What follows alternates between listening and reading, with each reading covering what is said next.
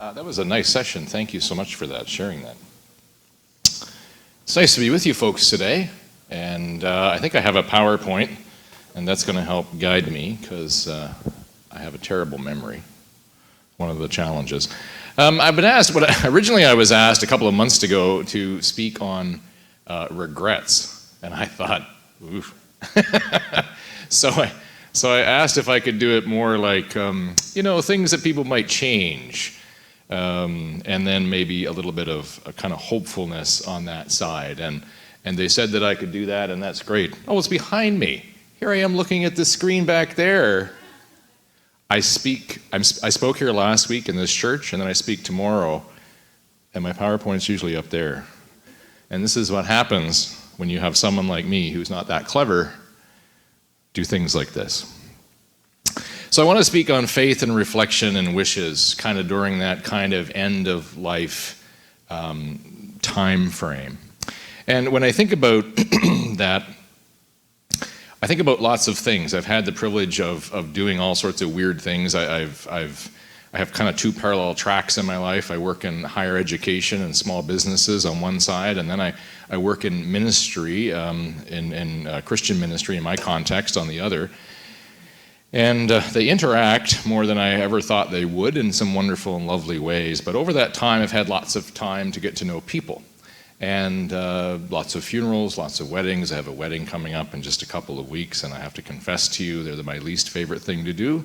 I will take a funeral any day over a wedding, because funerals, people are just happy you're there, you came, and you're compassionate.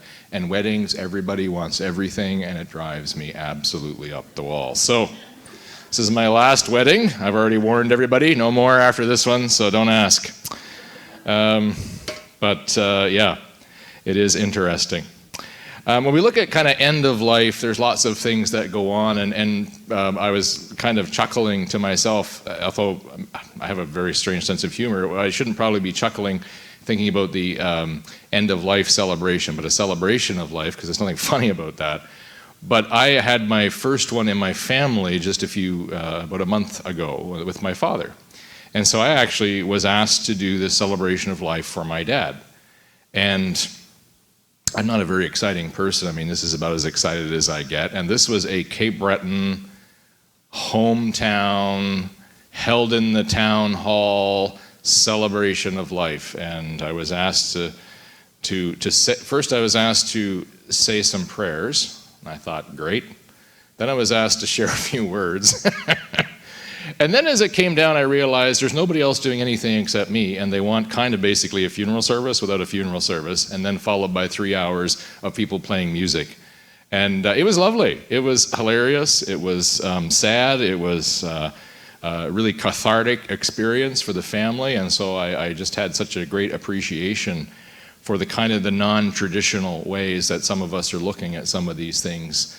And it was such a lovely time. And I think, I think that was appropriate for my dad, and I think he would have appreciated it, and certainly the family did. So I've never seen so many fiddles and basses and guitars. And apparently it's a thing. It's a wash tub with a wooden stick and a string.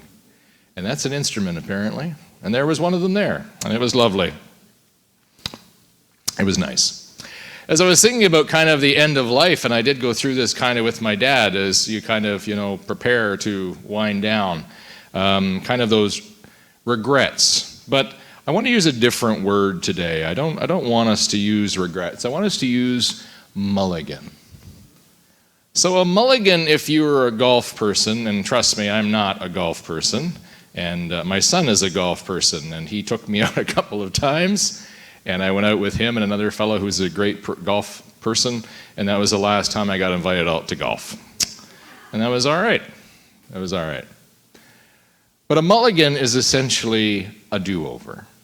It's if you take a bad shot and you're just out there and it's just among friends, somebody will say, you know what, we'll count that one as a mulligan. We're just going to take another shot. We're not going to put that on the scorecard. So it's a do-over.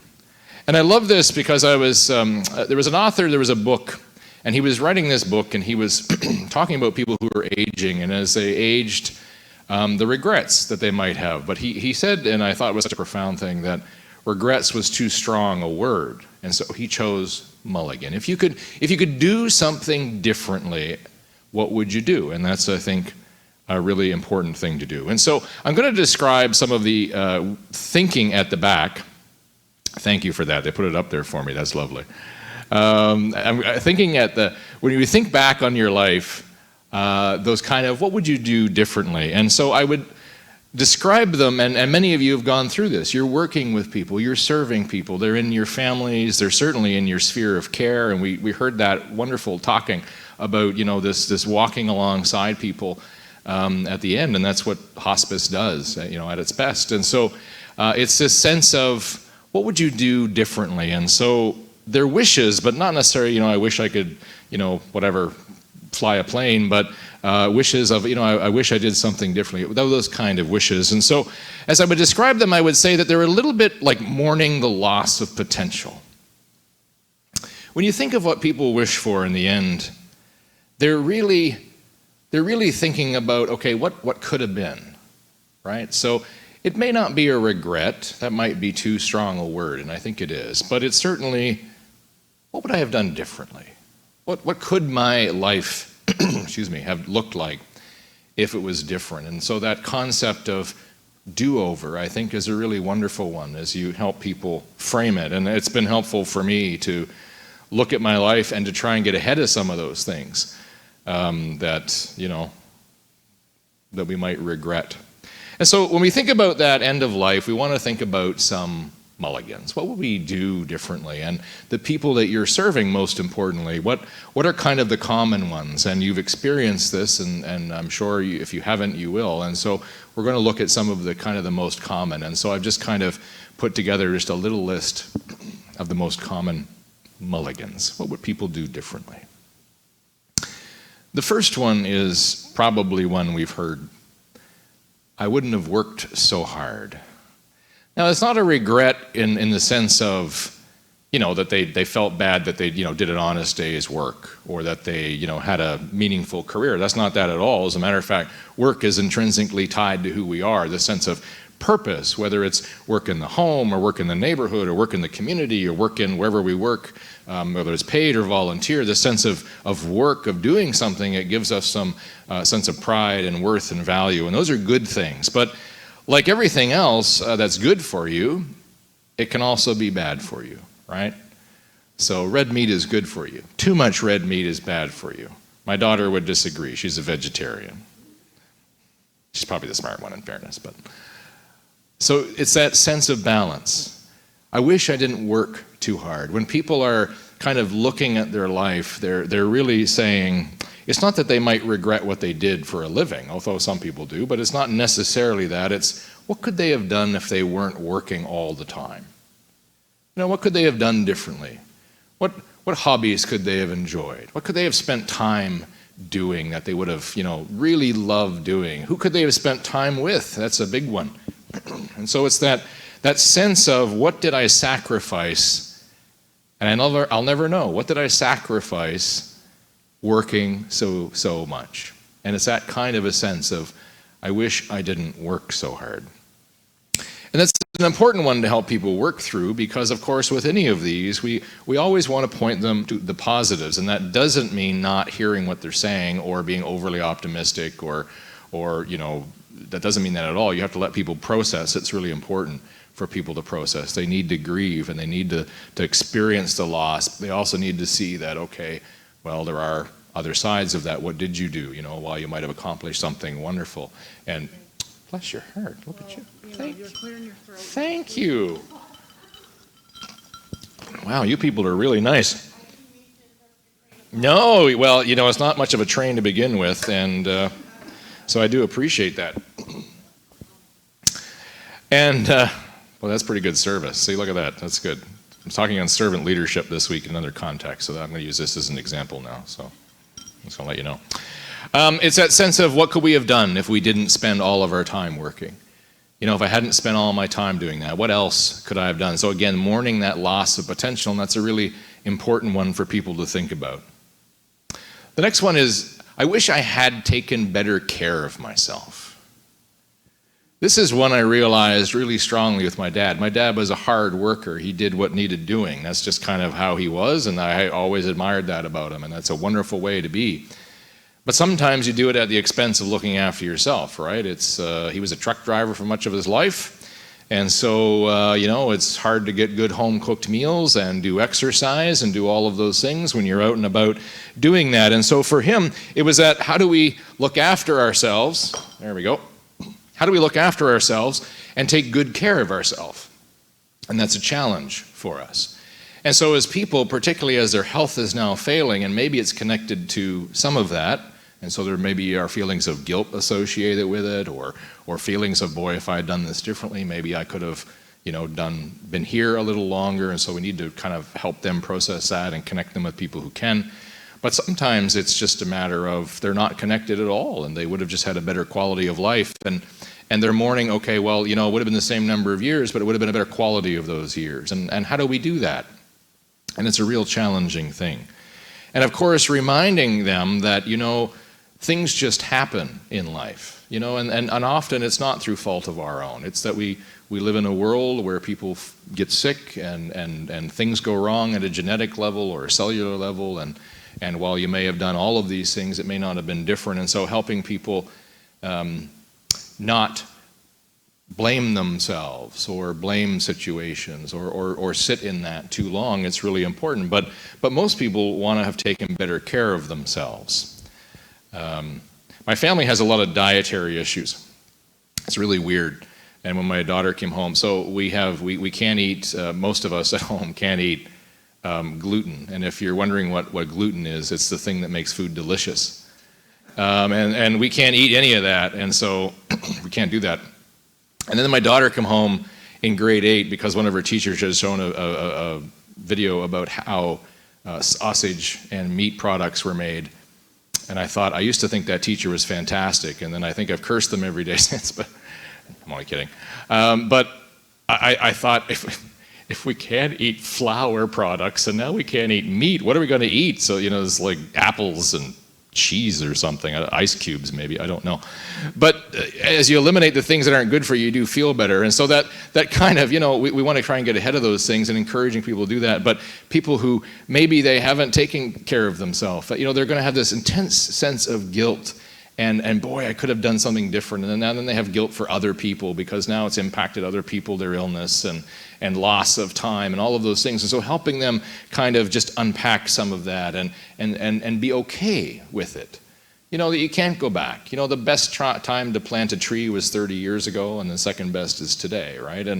And so at the end of their life, they're not going to probably feel like making any of those changes is going to significantly change anything, particularly if they're in a hospice setting or palliative care setting.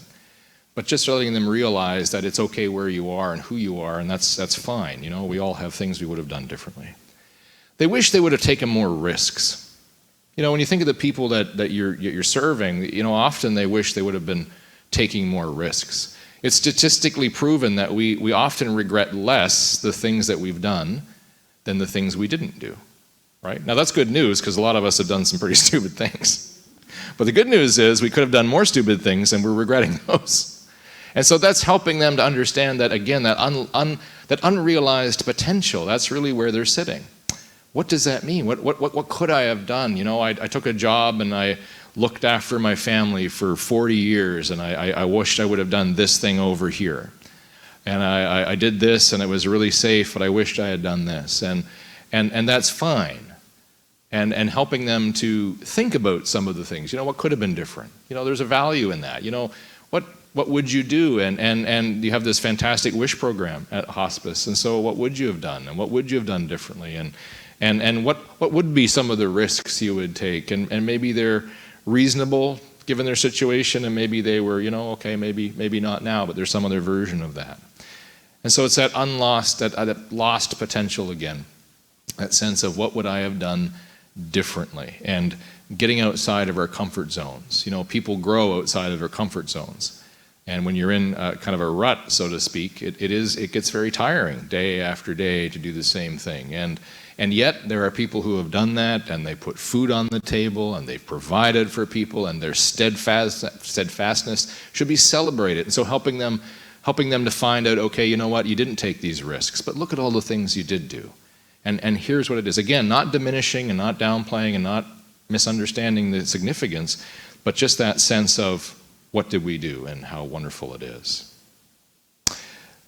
Courage with feelings. Many of us are terrible at expressing our feelings. And given certain generations, certain genders and generations, certain, where you grew up, what your family was like, if your parents were expressive or not, there's so many factors in that. And sometimes we're really good at expressing our feelings, and sometimes we're really terrible at expressing our feelings. But helping people realize that that is actually one of the things that often people regret as they're coming near the end, as they can see something coming that they may not want to see coming.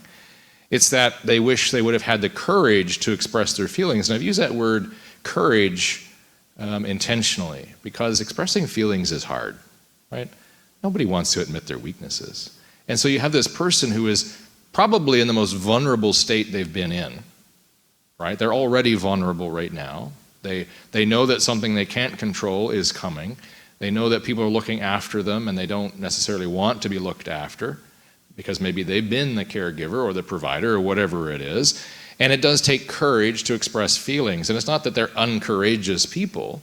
It's just that maybe wasn't how they were brought up or the way that they were used to doing that, or their situation was very different. And so helping them understand that, okay, well, let's express your feelings now without saying that to them. Because, an old grizzled person up there, like, this guy who I think of my grandfather, who served in the war, and he was like very, you gotta do what you gotta do. Like, I love the guy to death, but, he's not gonna be like, it's okay to express your feelings, Grampy. He would have just looked at me.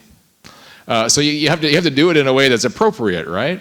And so talk about the things that make them happy. What makes you happy? Some of those great doula questions, right? And some of those things, like that sense of helping them to be emotive without being intrusive on how they express emotions, and realizing that they may actually wish that they would have been more emotional.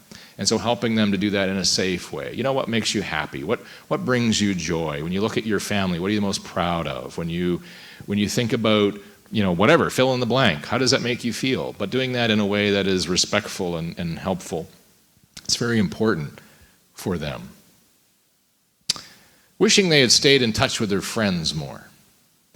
This is something, I am an introvert. I mean, my happiest moment is with a cup of tea, reading a book. That's like ideal. And maybe, in fairness, maybe watching a movie on Netflix, because book reading is an active thing, whereas Netflix is passive, in fairness. But it's that I like to hide alone. And so I recharge as an introvert all by myself, and it's wonderful. And I have 3 kids, and when they move out, I'm going to be super happy because they're taking the cats, so that's good.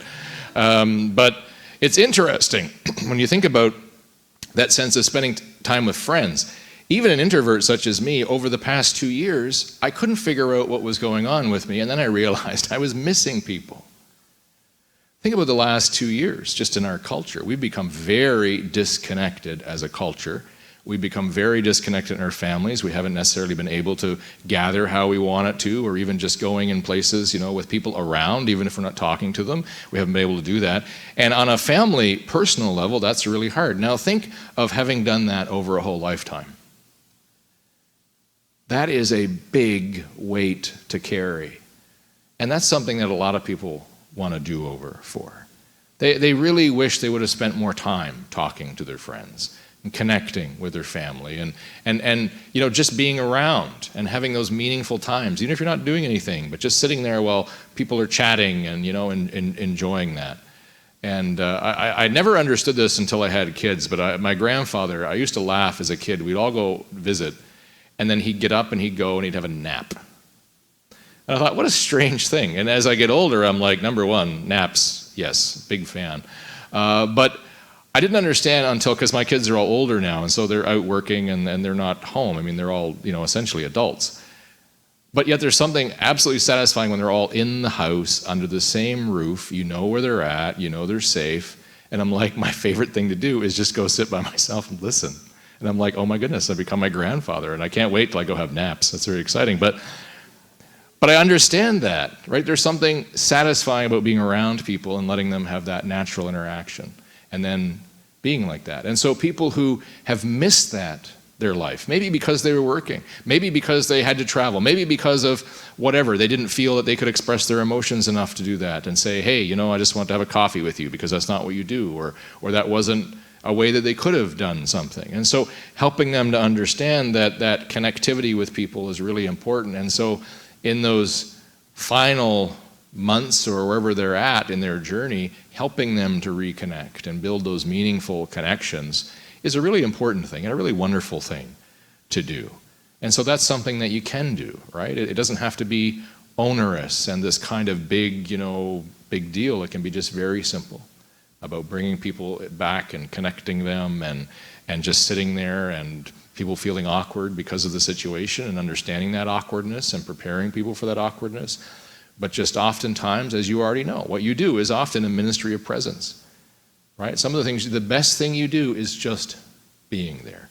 You don't have to have the right words. You don't have to have any words sometimes. You just have to be. And so helping people prepare for that and reconnecting them with friends and family who can just be in those spaces is so significant. When we also think about a lot of our folks who are kind of thinking about the end of their lives, happiness is a big one. They wish they would have done something to make them happier. Think of how many things we do out of obligation.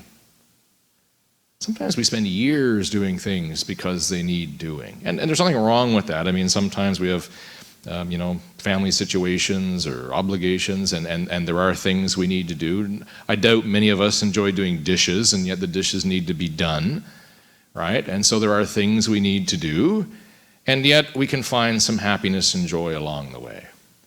Now, I don't think people, when they say happiness, are really saying they wish they would have done things to make them happier.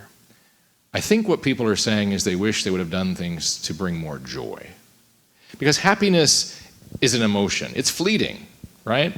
It's like sadness. Sadness passes. Mourning and grief hang there for a long time. You process those. Sadness, I can be sad because I watched a movie that was sad or I saw something.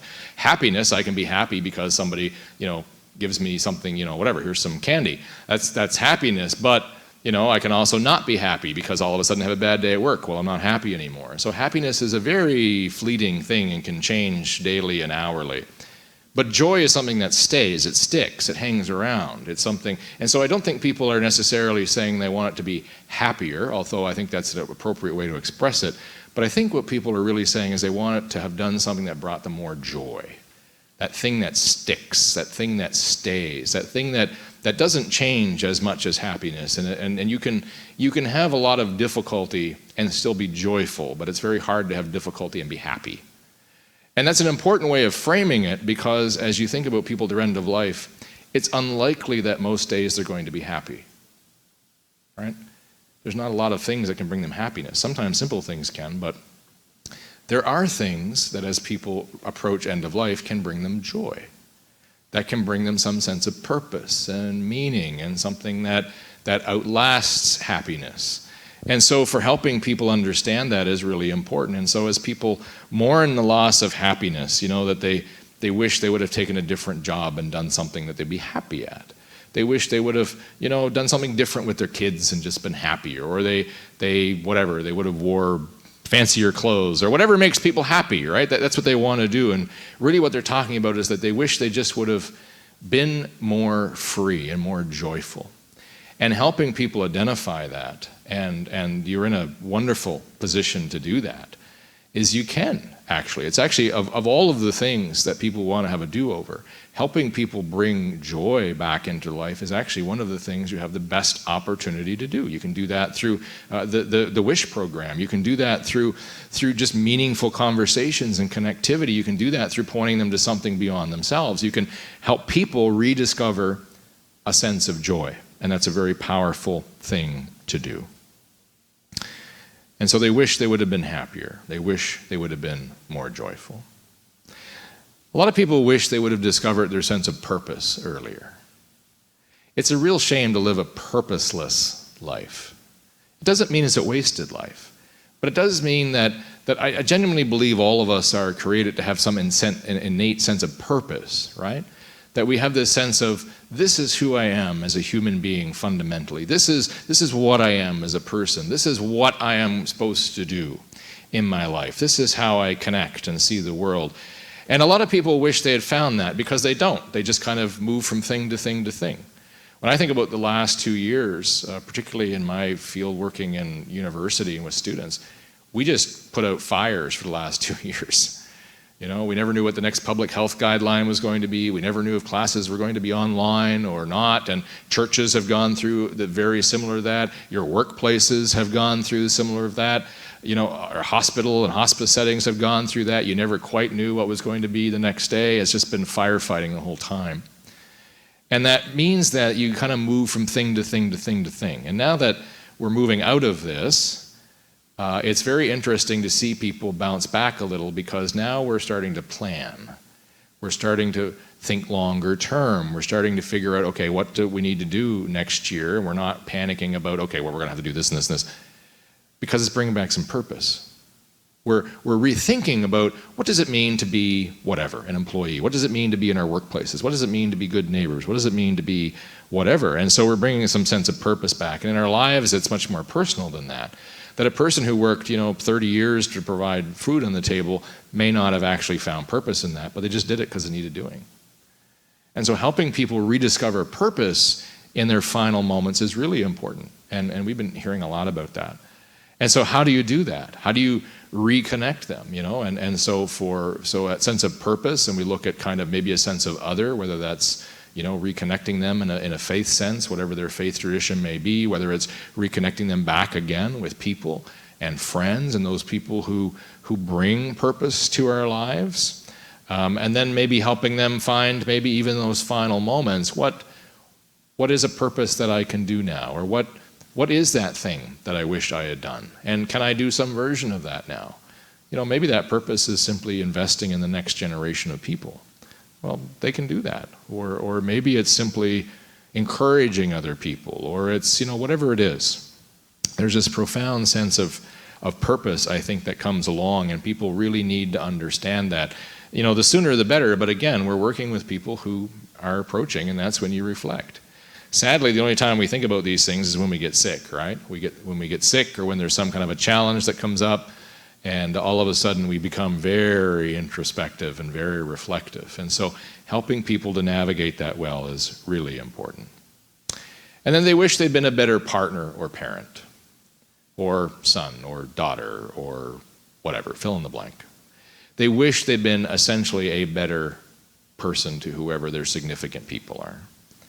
That's a tough one, because that one does carry a lot of regret. That's not an easy do-over, that one. It's a lifetime of treating the other person different ways. Some people have really significant regrets because, as we know, not everybody is a nice person. Or sometimes nice people do some really unkind things. But often it's just decent people who've tried to live a decent life, and now they're looking back and regretting those things that weren't so great.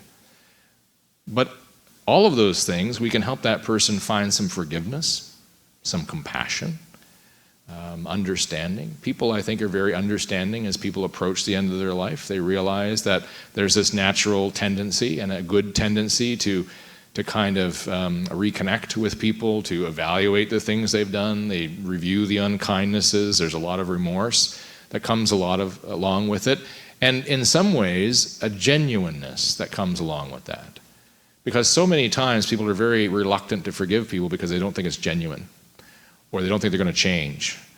And sometimes that's appropriate. I mean, you have to have boundaries and be cautious and all those good things. But at the end of life, it's a very a raw kind of a thing. And so often families and those who are maybe a little more unforgiving are more open to that, because they realize, okay, there probably is a sense of genuineness there.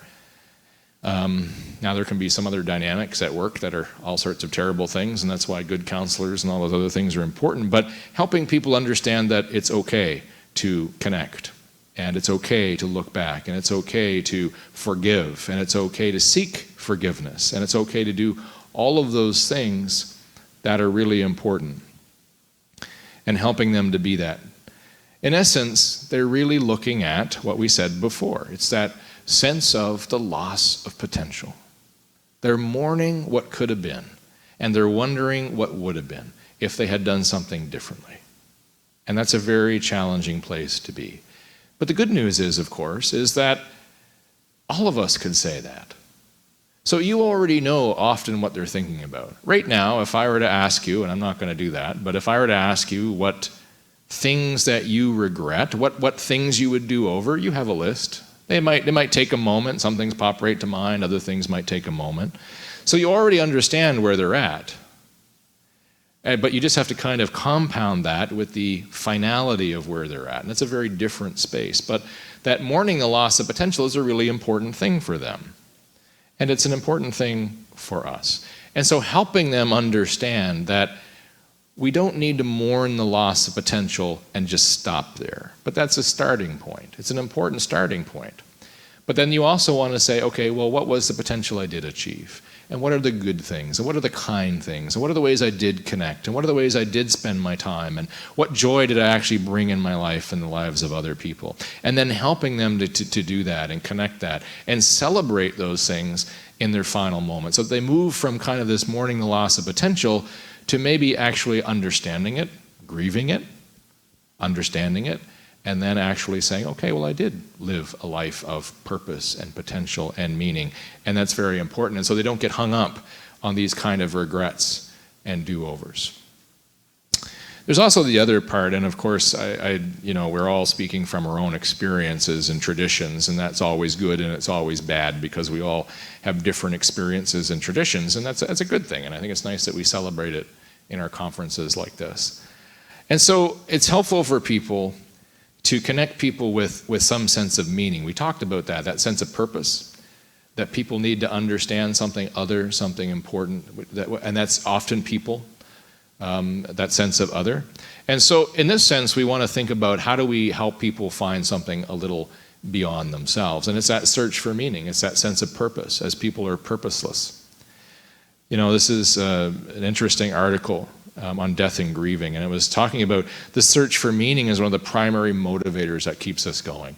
And the population that we're working with are often people who think, well, you know what, I'm nearing the end, I don't have any meaning anymore. And so helping them understand the meaning they do have, the value they have, the meaning they did have, and the purpose they had, and then helping them to connect those dots with the present day. So when a person comes to a place when meaning doesn't make any sense, indifference sets in, and with the population that we're working with, as you know, it's actually one of the things that happens. It's kind of they review that cycle. And when a person doesn't have a sense of meaning and purpose, they give up. And that happens at every age. And it certainly happens as we're working with a very vulnerable population. They don't see any purpose anymore. And helping them identify the value of their humanity and personhood, and helping them to identify the value they have to other people, and helping them to identify the purposes that they still have, and maybe connect them with a higher purpose, if that's their faith tradition, and say, you know what, you do have a value and a purpose, and it goes beyond right where you're at now. And we think about all the people that we loved and lost already. They had a purpose, right? Their purpose still exists with many of us, and we still celebrate that and the legacy that they live. And that's an important thing. And so we need to make sure that we connect people with that. And then I'm going to close with this. The best words in any kind of a seminar or anything else are in closing. And so in closing, I want to remind you as caregivers of the importance of your own personal life. And so my background is faith tradition. And so I think that's a really important thing. But it's very interesting.